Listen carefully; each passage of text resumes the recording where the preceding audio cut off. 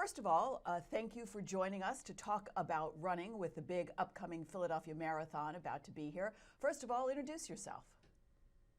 Hi everybody, I'm Meghan Bishop. I am a sports medicine surgeon at Rothman Orthopaedics in South Jersey.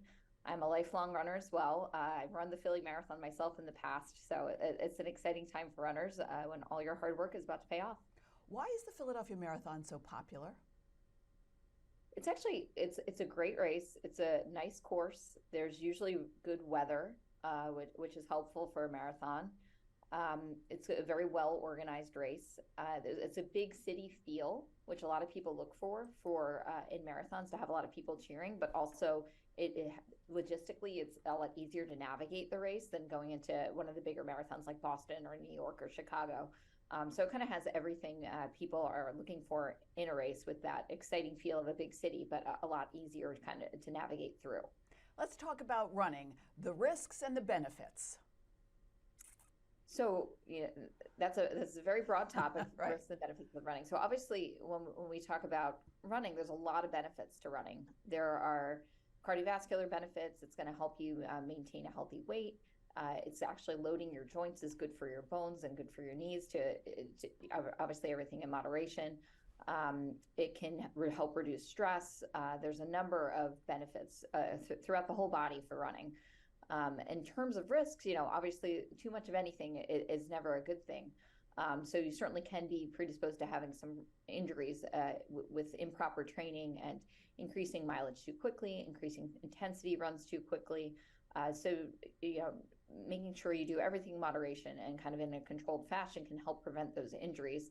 And being in tune with your body and listening to your body when things start to creep up or start to hurt, not trying to push through too hard without getting evaluated by someone if you are having pain.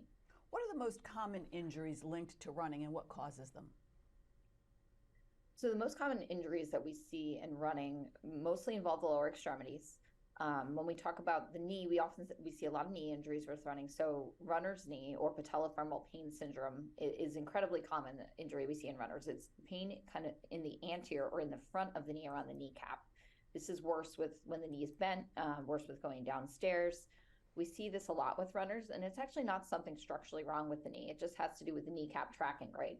So that's something that we can usually fix through physical therapy. And one of the good things about injuries with runners is a lot of them do not require surgery. Most of them can be fixed with correcting the biomechanical reasons why you're overloading this part of your body or the injury is occurring, and that can be done through non-operative treatment or physical therapy. So We also see, yeah, sir, go ahead. Go ahead. You were saying I was going to say we also see IT band syndrome around the knee, or iliotibial band syndrome. That's pain more on the outer portion of the knee rather than the front of the knee. And that can also be fixed with physical therapy too. It sounds like physical therapy is one of the best preventative measures that runners can take to make sure they don't get injured. Yeah, it really is. I do recommend when runners seek physical therapy to try to find a person that is in tune with treating runners. A lot of times that does help. Because they know kind of the mindset and they can know how to properly get you back to training. So I think finding a physical therapist that's interested in treating runners is helpful. I also think all runners should be doing some kind of strength training program throughout their season for training. At least hopefully twice a week of getting in some kind of strength training, even if it's just for a few minutes a day of body weight type things. That can really be helpful in injury prevention as well. And if injuries do happen, I hear that there are lots of new and innovative kind of treatments. What do you think is the most exciting that you've seen in terms of repairing injuries for runners? So in terms of running injuries, there are a lot of tried and true treatments that you just have to mention, because these are things that all runners should be doing. Not increasing training too quickly, making sure your shoes are updated and not overrunning in your shoes, stretching, massage, strength training. Those are all the basics.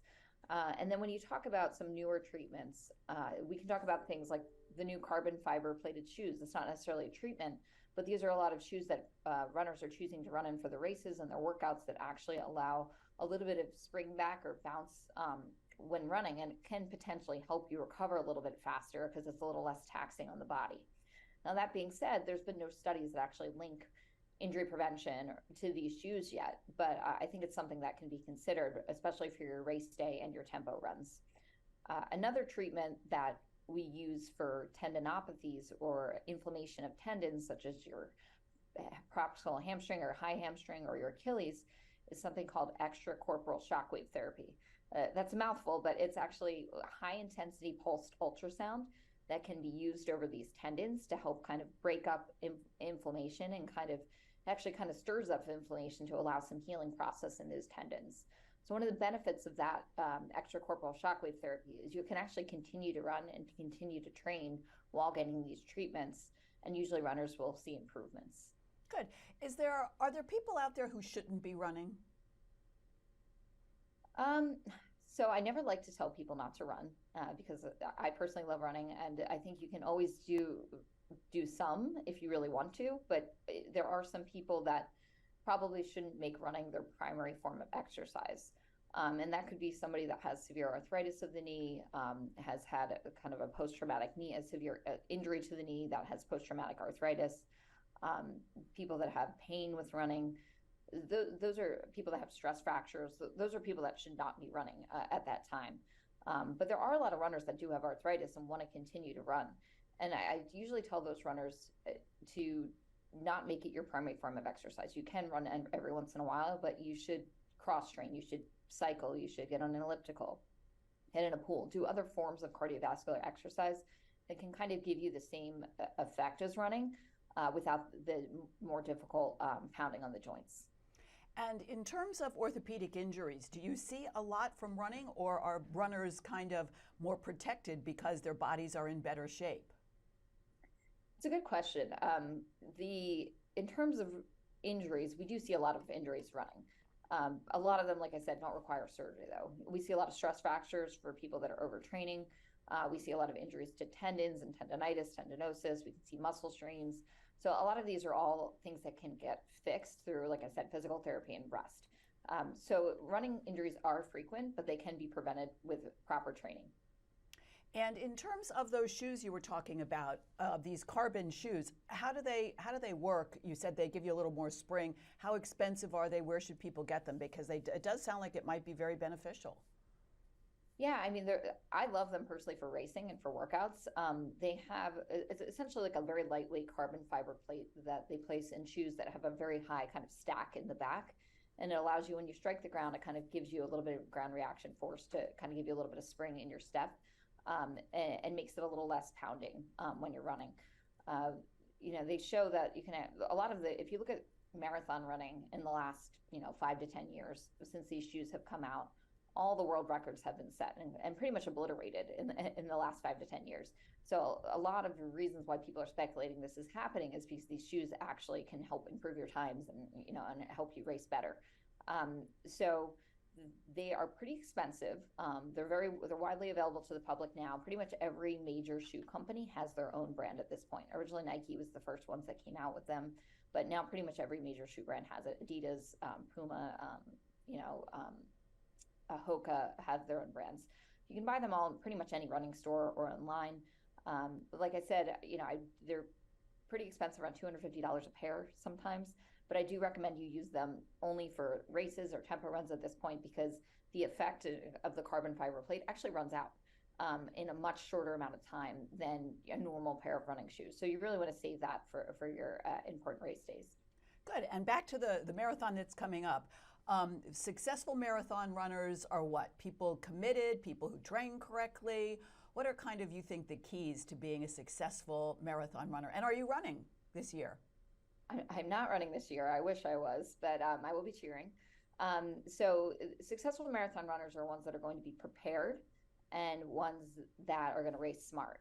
So preparation is the key to marathon training, getting all your long runs in, getting your mileage in, getting your workouts in, and doing it in a healthy manner to get you to be healthy on race day.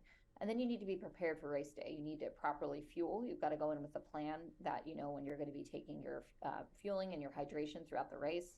And you also want to make sure that you have a race plan that you're not going to go out too fast. And, if you do that, you're going to be much more prone to hitting the proverbial wall during the race. So really pacing yourself and going in with the race plan is going to help you have a much better race day. So being prepared and being smart about your race. Let me ask you one final question. I've always heard that marathon runners or people going out for a big run have big pasta dinners the night before. Is that still true? Yes, it is still true. So yeah, carbo loading the few days before the race can be beneficial for a marathon. You don't need to do it for the 8K, but it does help for the marathon. So yeah, eat that pasta the night before and go in with a good race day plan for fueling as well. Wonderful. Thanks so much for joining us, and good luck to all the people who are going to be at the Philly Marathon and runners everywhere. Be careful and enjoy yourself. Have fun. And Doctor, thanks so much for being with us today. I appreciate it. Thanks so much for having me. Good luck, everybody. Okay, take care. Bye-bye.